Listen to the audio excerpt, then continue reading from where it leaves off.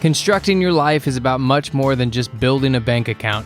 Each week, join real estate entrepreneur and mindset coach Austin Linney as he interviews guests who are constructing their dream lives and impacting the world around them on a daily basis. If you're an entrepreneur or wanting to start a business, or you just want to hear motivating stories of how others have overcome the odds, you are in the right place. And now for your host, Austin Linney. Guys, welcome back to Construct Your Life. This is Austin Linney here. I have the honor of having Mr. Kevin Brenner back in the house. How you doing, my brother? Hey, what's up, dude? Look like you're in like a sauna.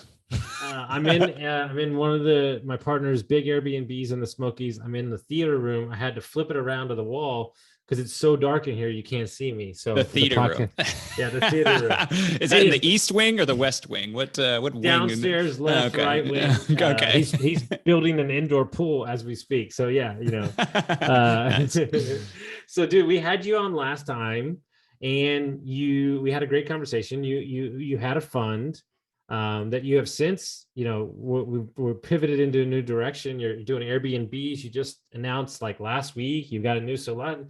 We wanted to bring you back. So I'll just have you kind of fill us in what's going on. Yeah. So last time we had talked, I kind of launched my own private equity company, and I think we raised some money and we put it into deals and all of that stuff. But what I was lacking was something that I didn't realize at the time. It was community. When you start a new business, you have, you got to worry about brand awareness, and you got to worry about authority capital and why people should listen to you, and this, that, and the other, your credibility, all of this stuff. And the nexus of that firm and that fund, and that it was let's take real estate agents and let's get them invested. And I think the big fatal error that I made was that assuming that realtors who are trading real estate back and forth every single day, and they're on the transactional side, would understand the long-term benefits of investing. And the learning curve was just so much higher than I had ever anticipated, because throughout my entire investing career, I've been surrounded by people like you, Austin, investors, people who understand and people who get it. But it's just not taught. So we ran into a lot of issues there, and we were able, like I said, to raise some money and put it to work and everything. But ultimately, we found that unsustainable because we didn't have the community behind us. And there's something to be said there about transactional relationships versus transformational relationships. And I was trying to force a transformational relationship into someone who was only there for the transaction. And that was something that could probably be applied, across many different spectrums than just raising capital and things. But it was super interesting to me. And I went back to my mentors and my team, and I said, hey guys, listen, like this isn't as sustainable as we thought. But at the same time, I was also working with Active Duty Passive Income, the team I've been with for years, on developing something similar. And in this case, it's awesome because we have a community of nearly 55,000 real estate investors who understand the power of investing, who have been in our shoes, who are veterans, who are military, and who we can go and take the fund model, which is becoming all the rage since 2018, since the Fed's kind of loosened up some restrictions, as you know, and probably some of your listeners know, able to go and let's make a tailored solution, a one-of-a-kind tailored solution for that community that exists already, and rely on ADPI as and the teammates within ADPI to put together something really cool. And that's what I've been working on since last we spoke. So a little bit of turbulence, but I think we're out of the turbulence, and now we're leveled off into a space where we just launched this fund, and within 10 days we have $1 million in soft commitments, $960,000 in soft commitments, which is crazy because that speaks to the community aspect of what we're doing here. So that's what I've been working on. Oh, and of course the Airbnbs, they're fun too. As you go down in business, especially where we are right now, my consulting business and my fund with my clients, I find it more of I'm picking them, they're not picking me. And you speak to that part of like having that if you really study human behavior and you study the DAOs and the crypto, and if you really, because I have clients that are in that space, we coach an entire company.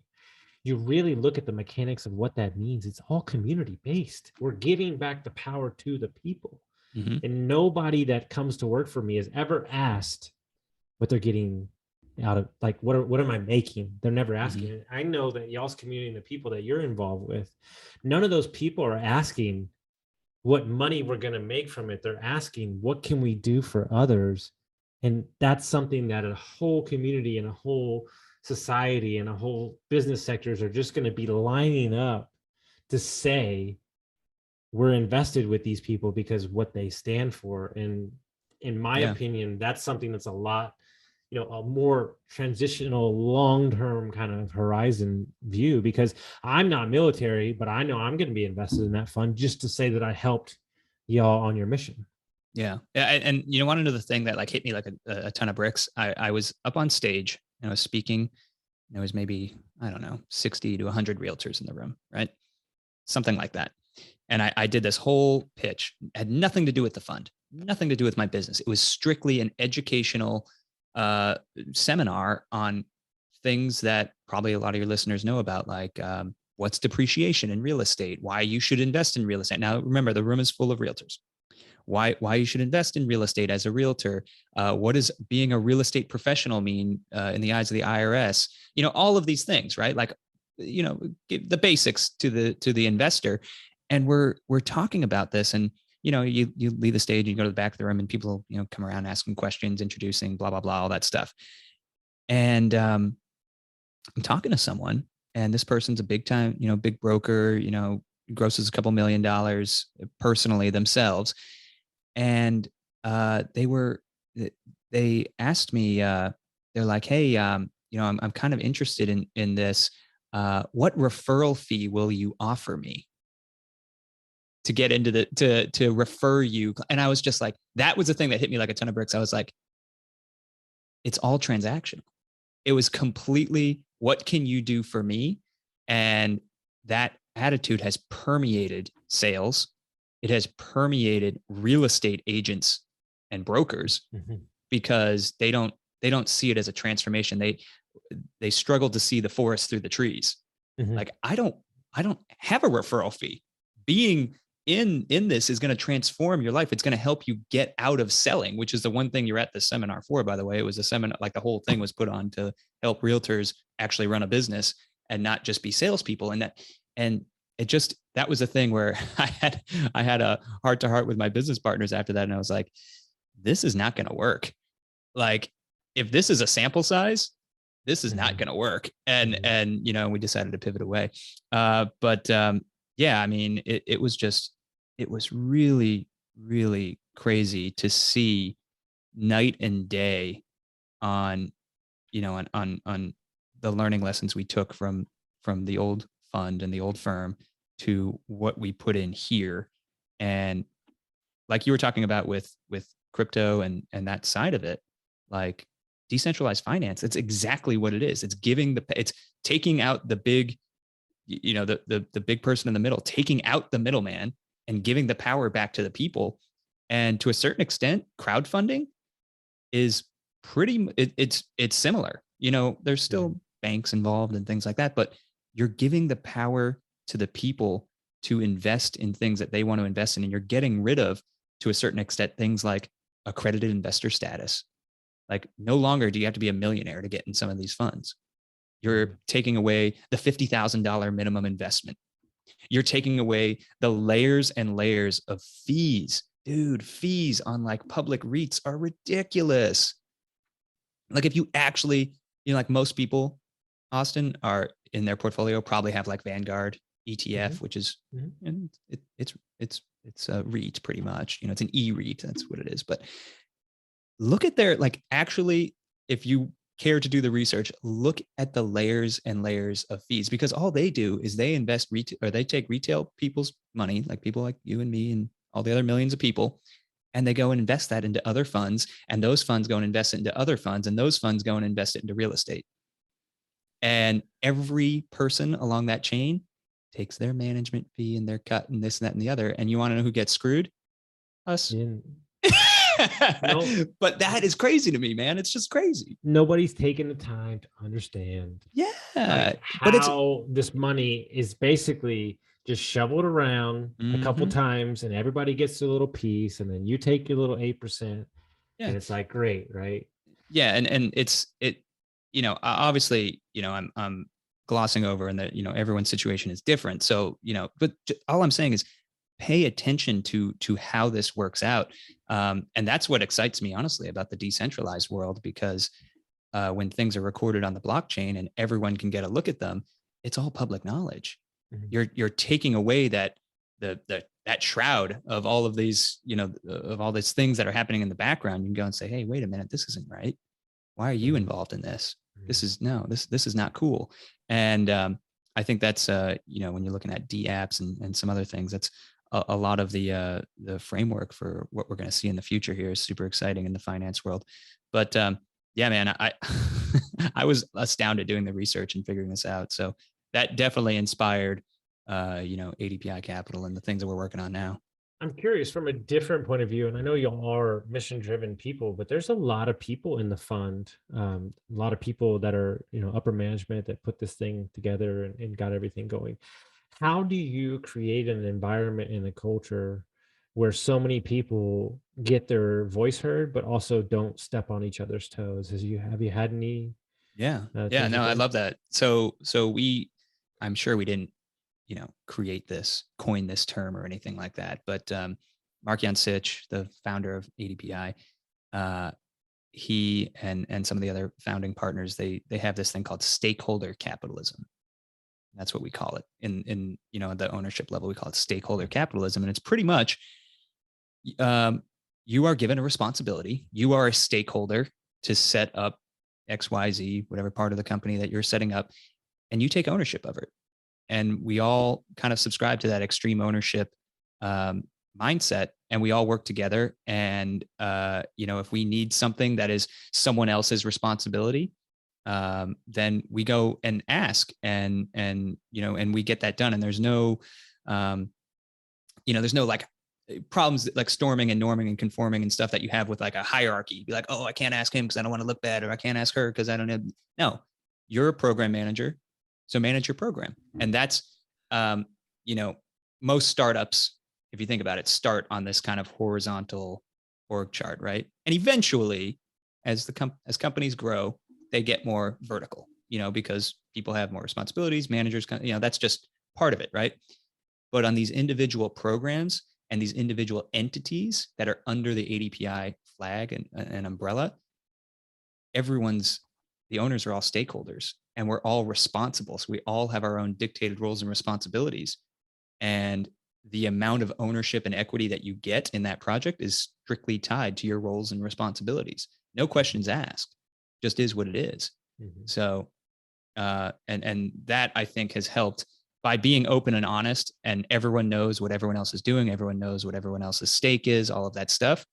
It's kind of like, it's kind of like being in the military where, what what your boss's pay is because it's public information. It's public knowledge. You want to know how much they're making? Go and Google it. How much does a lieutenant colonel make with 20 years in the military? Oh, great. They make that much, all of that stuff. So it kind of just eliminates that from being a problem.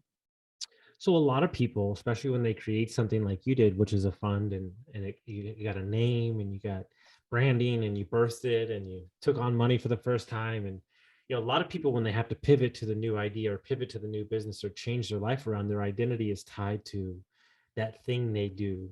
Did you have to work through any mindset stuff to kind of Oh yeah. know that you couldn't take this farther and kind of put it to bed? Yeah. I mean, dude, it crushed me, like for real. Like, because it was kind of like my first big thing, like I've done other businesses and stuff.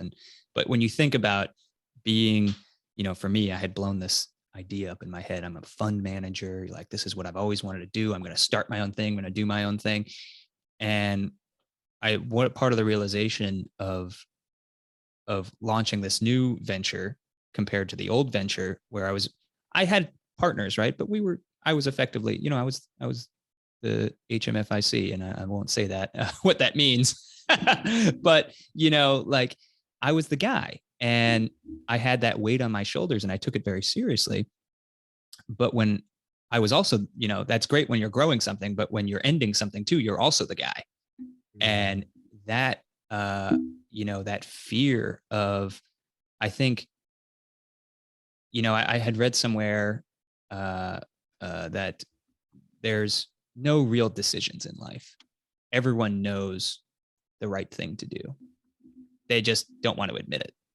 Like when you're facing a really tough decision, you actually know what to do. You just don't want to do it. Mm-hmm. And that's how I felt with in that transition.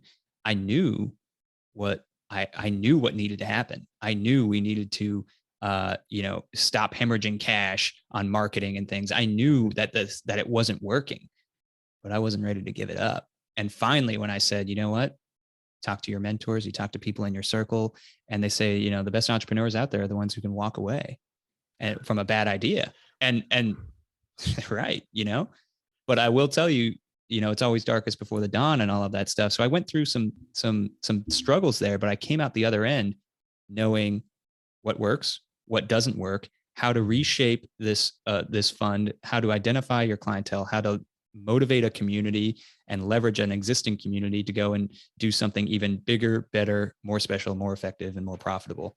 And, so for listeners out there who might be in a similar situation, I mean, like if you're facing a tough decision, you probably know what to do. It's just, you don't want to do it. And it, going through with that and having that fortitude to say, no, this is the right thing to do. Just do it, because you're going to learn. The more you let it linger, the more you let it weigh on your head and all of this stuff. No, just do it. Go with your gut and go with your values. You can't lose. I was telling a client this morning, this morning when I was walking, I took apart every time I've lost money or had to shut down a business or something happened. And I've taken way more lessons away from that. And it's reshaped me to build it up back better. But I've also spent the last year and a half making sure that my identity is not tied to the actual business, but to the mission. Mm-hmm. And the ultimate mission, regardless of the companies that we coach, if you're the CEO and I have to give you some hard truth, I'll say it right to your fucking face, because I'm coaching and consulting for the mission, not for you and your ego and your vanity. And a lot of people get frazzled by that, but understand that I have a whole company with inside there that I have to support, make secure, make sure they have a job, and then something that we can build in the future. And, when they get behind that, they understand, wow, this guy really gives a shit. Right. And so that's why I look at y'all's, the new fund that you have, like, and I mean this wholeheartedly, like it is something that seriously is going to change millions of people's lives. Yeah. The wave of impact is like, holy crap. Yeah. And I think, it couldn't really be done. And that was another thing that, you learn as you go is surrounding yourself with the right people. I mean, we're bringing on people like Eric Upchurch, people like Tim Kelly, Mark Yancic, Spencer Thomas, Jill Campbell, Victoria Griggs. I mean, all of these people, they're all founding members, Adam Labar, of course, founding members of Active Duty Passive Income, but they're all independently rock star real estate investors, raised, $122 million. They have thousands and thousands of units independently of this in their own thing going on, from across the gambit, from mobile home parks to self-storage facilities to B and C multifamily to short-term rentals to the. So you surround yourself with these people who are already lined up on the same mission of helping the military and veteran community own more of America, own more of the land they swore to protect and defend, right? Like they're already lined up on that. So that's easy. We already know what to do. Now it's how the biggest hurdle was, how can we provide access to the community that we've built and continue to build? Because traditionally, these are alternative investments. I mean, your fund, Austin, my fund, anyone's fund, any syndication out there, they're all alternative investments. Mm-hmm. Some of them unregistered with the SEC, some of them registered. Mm-hmm. It just depends what it is. But at the end of the day, because of the regulation that's involved, a lot of these things are just out of reach for regular military folks. Let me tell you something right now. Anybody that's listening out there, we love you, we appreciate you, but Kevin and I can tell you that the amount of hoops you have to jump through, It's the money ridiculous. that gets spent, the boring conversations that have to be happening with tax attorneys and SEC. Yeah. It is, I mean, I have learned more in 4 months than I have in 38 years of my life. Yeah. It's No, I mean, crazy. yeah. We just got off with a tax attorney today, and he was telling me stuff I don't even know what he was saying. I'm like, you must know what you're talking about because I don't know what you're saying. Yeah, no, I mean, like setting this stuff up is not easy. I mean, we've been working at it for the better part of a year. Setting up, especially, so ours is a Reg A, which is effectively a mini IPO, a miniature initial public offering, right? So we're going through even more regulation than, if your listeners are familiar with folks who are setting up Regulation D, 506B, 506C, they're effectively exempt from most of the SEC regulations, right? That's why people do them. However, you, in some instances, can't market to everyone. You have to only raise from accredited investors or qualified purchasers or something like that. So, that was not our community. We have a community of active duty military and veterans, but, folks who are real estate investors, they're not millionaires. Some of them are, a lot of them aren't. So how can we get those people involved? And, that's why when we looked at it, we're like, okay, well, the Reg A guidelines say that we can go down to as low as $10 on a minimum investment. So we're like, well, let's make that $500 to, make, like $10 is a little bit, but like that'd be a lot of paperwork. That's a lot of paperwork for $10. Yeah. So it's like, okay, well, the first hurdle was, how do we eliminate this $25,000 or $50,000 minimum investment, which most of these opportunities have? All right, boom, do that. What about accredited investor status? Well, with a Reg A, they don't have to be accredited investors, right? Now you have to go through all this other regulation and stuff, but you can raise some non-accredited investors. Okay, boom, figure that out. And then, what about the crazy fees and all of this other stuff? Well, we just don't charge them because that sucks. Like, why is a fund going to charge you fees that's investing in an asset that already has layers of fees? Like, no, that's stupid. So we just eliminated those. And, I make it sound really easy, but at the end of the day, we have this opportunity that's out there, extremely low barrier to entry, access to, great investment, alternative investments like multifamily real estate, like the self-storage facilities and mobile home parks. And the other part, Austin, that is super, super crazy is part of ADPI. It's an education company, right? So we've been training people on how to find and acquire and operate multifamily and commercial real estate. So who are we going to come to find our deals and fill up our deal pipeline? Yeah. Our people. They get number one preference. So it's like a win-win-win because we have this ecosystem, right? And this is not built overnight. So if your listeners are like, oh, well, you just set this up overnight. No, we've been at this for 5 years, right? Building this ecosystem. But we built this out. And now it's like, all right, well, if you're investing in the fund, you have a warm and fuzzy knowing that the money is within the fund. You're with ADPI founders and leaders who also have skin in the game, who are investing in the ecosystem. If you're on the other side of that deal and you're finding the deals, you can go and approach a potential seller and say, hey, listen, we're private equity backed. We got the funding lined up. We're not like the other potential buyers out there. So you get more buying power, you get to leverage more.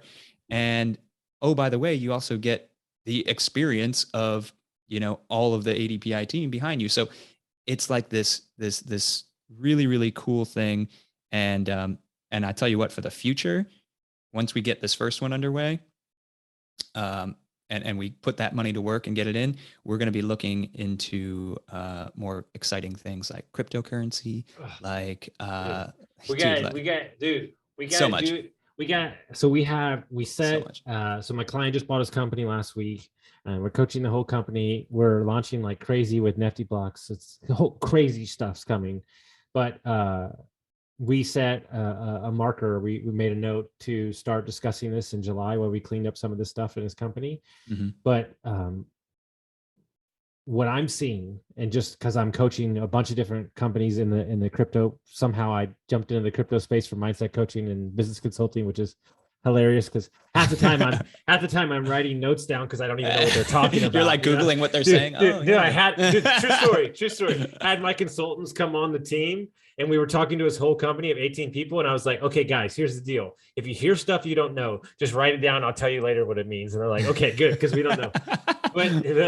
But what we're looking to do is you have all these people who got in early and they have tons of cash, tons of crypto, whatever you want to call it. And let's just say that doesn't mean that they actually know the inner workings of investing in real estate businesses and stuff. So we're saying, how can we unlock their stuff to match their lifestyle?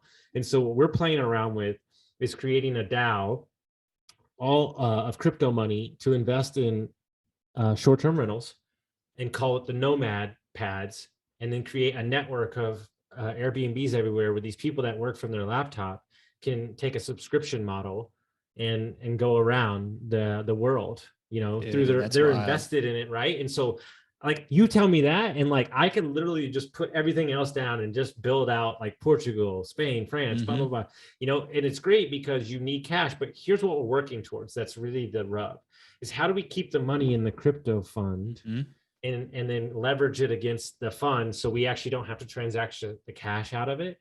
And because we pay cash or use a mortgage company, then we can, jump over all the title stuff. So there's a lot of fun stuff coming down the pipeline. Definitely.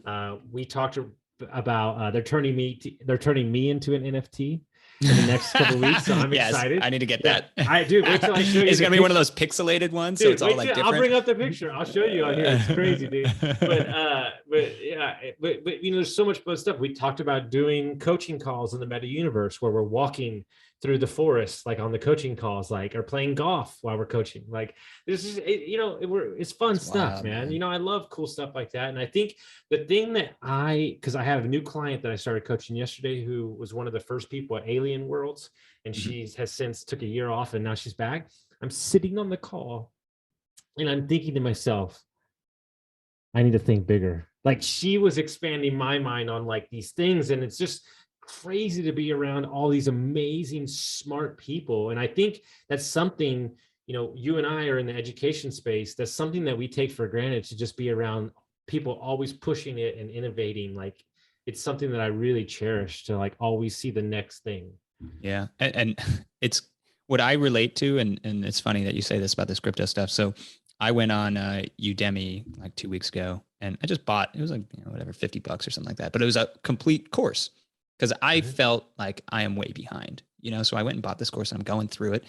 It's incredible. Now I can have these conversations. I know what these words mean and I know the why behind them. And I'm becoming a smarter investor. Oh, by the way, instead of just a speculator, because I was definitely one of those dudes who went and like, oh, crypto's cool. Let me buy this meme coin. And, and it's just like no clue what the hell's going on.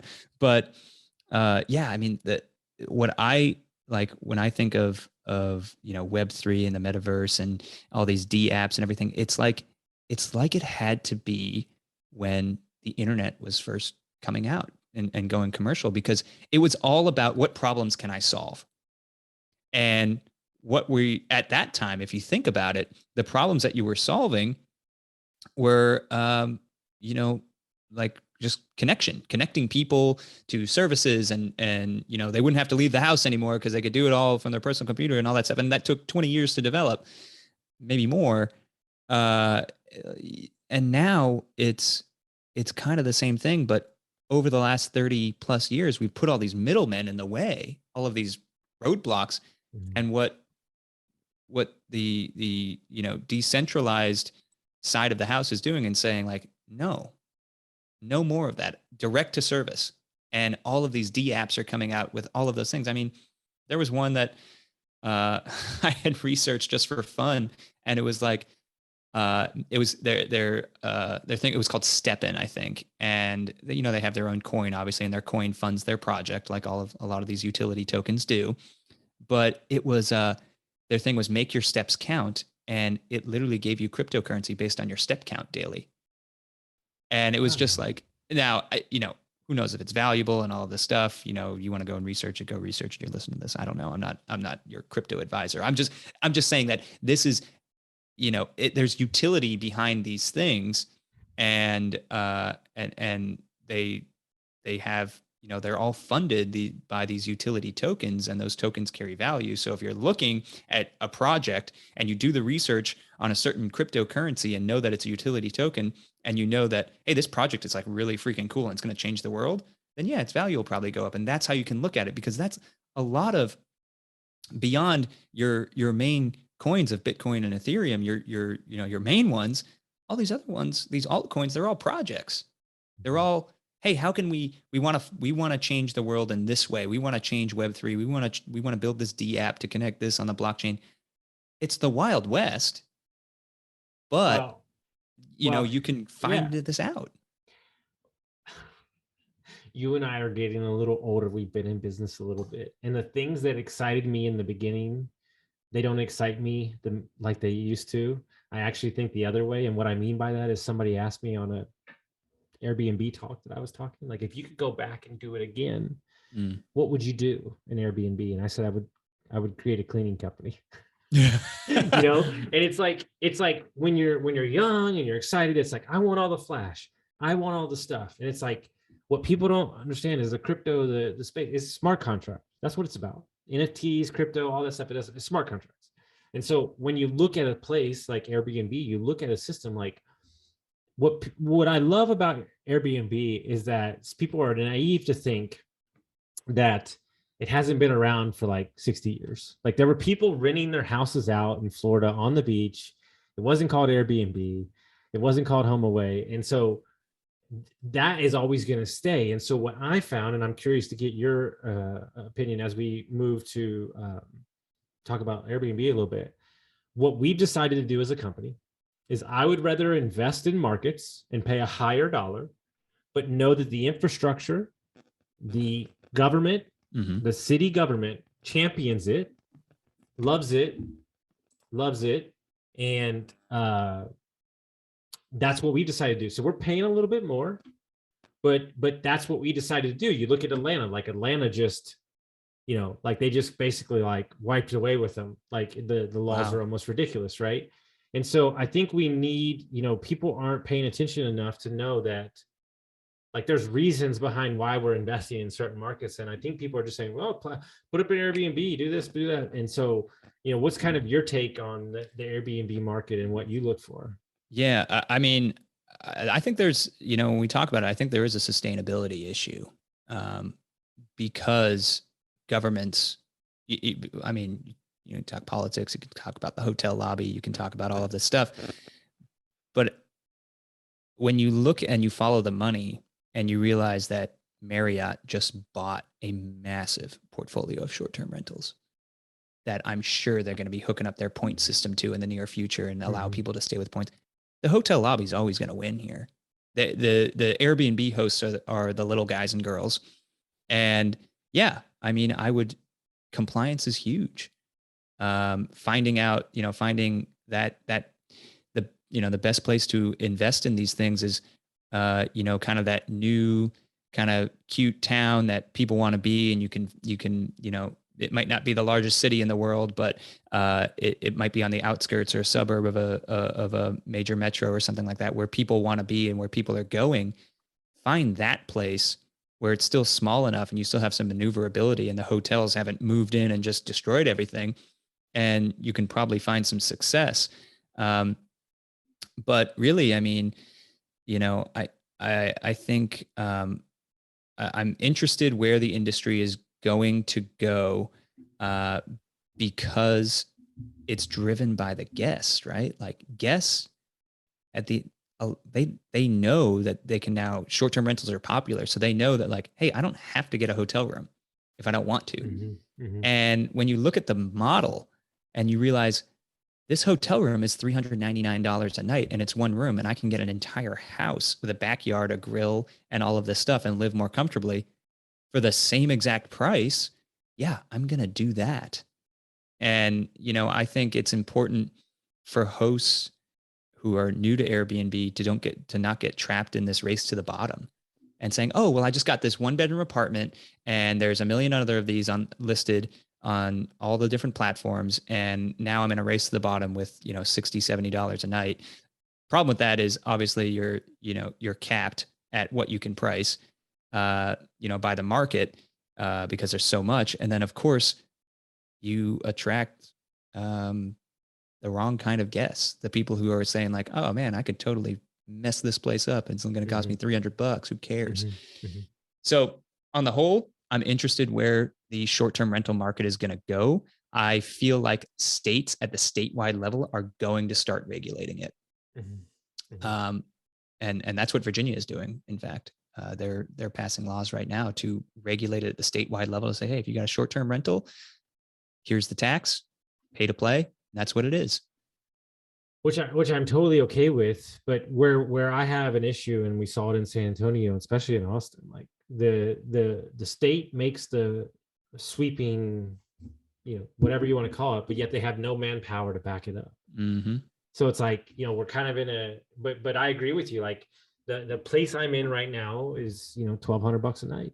Like it's, they're going to take care of it, like you got to stay 2 nights. It's not like one night. And so, after doing it as long as I have, like where I've had the conversations all week with people that manage 70, 80, 90 Airbnbs. I've met a couple people in my travels and I talked to the owners, they're starting to get more and more and more phone calls from private equity firms. They're but they also don't know what they're doing because they're basing it so off of numbers. And so there's going to be opportunities for people that have Airbnb portfolios to assist or JV with some of these bigger funds and kind of facilitate their portfolio. So there's a lot of opportunities moving forward.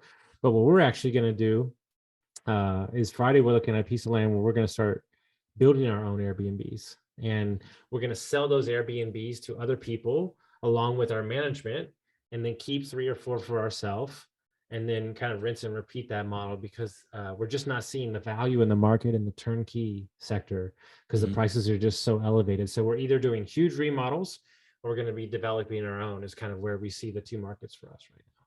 Yeah. And I think the not ultra high end, I target kind of the, like if your A+ was your ultra high end Airbnb, I'm in the B+, A- range. Like that's where I want to be. I have no interest in going and taking a building that was built in 1965 and is, just terrible looking and saying like, oh, let's just put some furniture in here, we're going to be fine. No, because it's just, it's all about your guest experience. And, you can certainly put lipstick on a pig for a little while, but it's not, like I said, it's not a sustainable model. So I think when you look at the housing market in general, there is such a massive demand for development. And I was talking about this with a business partner earlier today on the phone. And he's a broker and a commercial broker. And, he's seeing that, a lot of his most aggressive buyers and acquisitions guys are looking at the market right now and they're like, nah, I'm good. On the multifamily side, they're just like, no, this is too inflated. This is no good. The debt structure doesn't make sense. All of this stuff. And you think about it, and you're like, well, okay, multifamily is typically recession resistant, right? Like and we're, I don't think there's any arguing that as the bond buying goes away and interest rates rise and the Fed does its thing, that there will be a recessionary period coming up. That's totally agreeable. But what you don't think about is the entire time during this COVID pandemic and when the Fed was propping everyone up and all keeping interest rates low and all of this stuff, it's not like builders were out there building 1 million houses. They couldn't. Labor shortages, supply chain was messed up. Like we were in a shit show before COVID as far as supply and demand goes. And now it's like, yeah, maybe it's stabilized, but it's like, okay, you stop the bleeding. You're still having a heart attack here, so something's got to give. So, for me, I think the future is, I love what you guys are doing because the ones we're looking at is 24 townhomes, 2 ones, 800 square feet. You can pick it up for $200K all day long. Like, I'm sorry, guys. The average home price in Round Rock, Texas, in 16 or 15 months went from 325 to 575. Guys, we need affordable. I'm not saying affordable housing because everybody hates that word, but I'm saying, I think we're seeing people scale back and like, and so, you can do your luxury space, you can do all that, and that's great as long as the area is trafficked. But I'm more concerned about, where are we going to hit the markets of, not like you said, not like crazy high end, but not low rent, but kind of like that. I found like gold in that kind of sweet spot. Like, I'm a family, or we're staying in. Yeah, Like, love have that. you, like, dude, have you been to Nashville in a while? Not in, I don't, An I've never been to average, Nashville. I've never been to Nashville. I just okay, had to an need to average go there. hotel, in Nashville, one bedroom is like 330, like 450. An average Insane. Airbnb is like 295 is like the bottom, right? You can find your little spots here and there. Yeah. But I'm like, who pays this? Like, who pays this? Like, and so my opinion, what we're thinking about doing is like, here's your 10, or here's your 4 luxury cabins, so that you have that market. And then we've been looking at these domes that a couple people do out here. Yeah, the geo, what are the they called? Not the geodomes. yurts, the geodomes. Yeah, Yes. the geodomes are like 15,000. They rent for like $200 a night. Dude, you're paid off in 18 months and you're rocking and rolling, dude. Like, it's just like, and so you have to think a little farther out, but I think there's a lot of opportunity to create that experience, to create that thing. And if here's what I think, and you dealt with this with your first one. I don't think enough investors pay attention. They pay attention to the metrics that are on the news or on Twitter, but they're not actually studying the behavior of people's trends, which is my favorite thing to do. Like, where are they traveling? Where are they eating? Or are they working from the road? Like, I love to study the things behind the things so I can kind of ride the wave of that thing. And I think if you do that as an investor and you dig a little deeper, you're gonna have more success over the long term. Yeah, no, I 100% agree. And that's where your deal providers and deal finders, that's what they're doing. They're finding the 5-year trends on where people are moving. They're finding what's growing, what's declining, and what submarkets are growing and who needs the most and everything like that. But I think as the supply chain fixes itself over time, I think that development is going to go crazy in all types of places. Like, 100%. Development is going to go crazy because, if you compare the United States with like other similarly sized countries, we have like no housing and a ridiculous amount of land, a ridiculous amount of land. And it's just how the system's set up. For better or for worse. What they don't tell you, right? Like, what they don't tell you, like, let's just, this is the stuff that nobody knows, that I know because I play golf with a lot of investors around the country. Like, single-handedly, the big builders on purpose are holding land and the supply so they can control the price. And so that's why they're squeezing the market. Like, hello, like, it's like, if you don't know that this is going on, like, they picked up because they have to put the land in a land lottery, and it's a whole thing, and they get it because they could pay the most. And so, like, yes, we have a labor shortage. Yes, we have a supply issue, but there's also this butting up against that too. So I think you're going to see capitalism. Yeah, I think you're going to. Look, here's where I always thought when I worked private equity and got out of it, and I saw the market trends. I think that if you're positioned in the development space over the next 30 years, I think it'll be the greatest run you've ever seen in your life, no matter what the economy does. Yeah, I mean, people are always going to need a place to live. And you look at, these B and C class places that are now turning into D places because they're just getting older.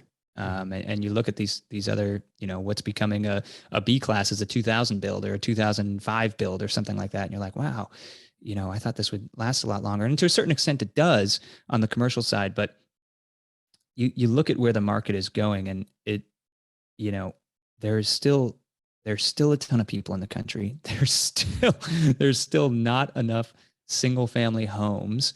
And there's so many, like, those different factors that you mentioned, Austin, they're out there. So how can you, the investor, get involved and figure out, like you were talking about, how to ride this wave? And the way I figure, there's 2 ways to do it. One, you can learn how to become a developer, invest in your education, and start developing property. The other way is you can invest with someone else who's doing this. find a fund, find a syndication, find someone, find a partner, find something, and say, hey, how can I get involved? But if you do none of those things, which is always an option on the table, is to do nothing. That's always a choice that we have. You're going to be left with nothing. So well, I think the number one advice I can give to everybody as we get out of here is as a real estate investor, it's very common to go to the same meetups, talk to the same flippers, do all that, the same myopic conversations. I have made it a point to myself the last year to talk to the lawyers, to talk to the tax accountants, the dentists, the surgeons, the marketing people, and get out of the real estate bubble so I can get a full picture of the world and what we're looking at instead of living the same narrative over and over again, like the guy that you hang out with that just flips houses or just does Airbnbs.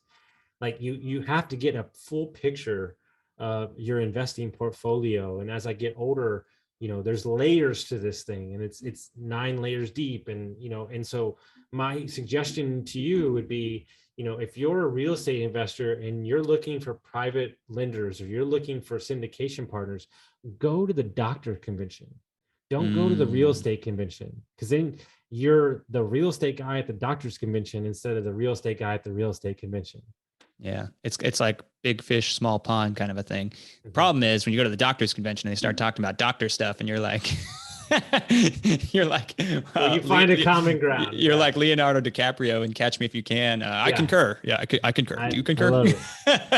So if people want to find out about the fund, they want to look into it or invest, how do they do that? Yeah, so it's super easy. Just head over to ADPI Capital, one word, adpicapital.com. And, all the information is there. Right now as we record this, which is the 11th of May, and I don't know when this is going to come out, Austin, a couple of weeks, probably, whatever. Right now we're going through SEC qualification, and a fund this size, it's completely normal. They're going to do their thing. They're going to take a look at it. So we should be fully qualified in the next 4 to 6 weeks. And from there, it's a $10 million fund, $500 minimum investment, no fees, can't lose. So, if you want to learn more, head over there, check it out. And you can always reach me at invest@adpicapital.com. I'm happy to answer any questions.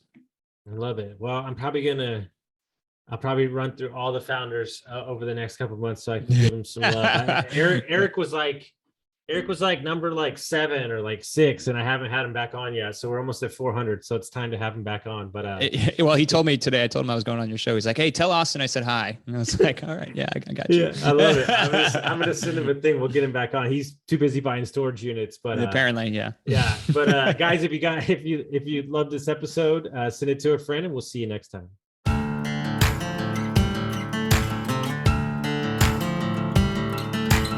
Thank you for listening to Construct Your Life with Austin Linney. If you enjoyed this episode, be sure to rate, review, subscribe, and pay it forward by sharing with a friend.